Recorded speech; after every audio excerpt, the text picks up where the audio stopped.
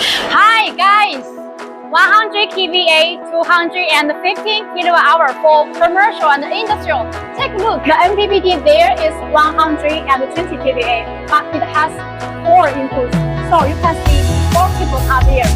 1, 2, 3, 4 cables. The second layer, this layer is the EMS, Energy Management System.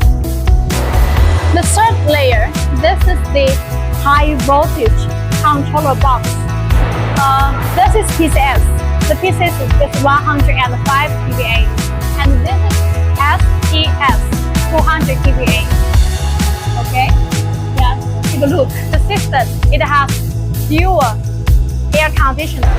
The whole system, when there is heat, all the heat coming up from here, air in.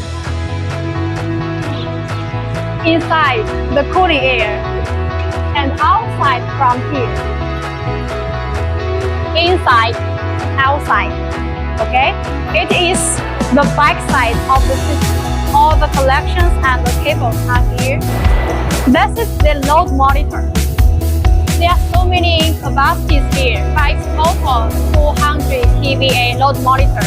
So we are using this one to test our system. If the system caught fire, the water can be go inside from here directly and set off the fire inside.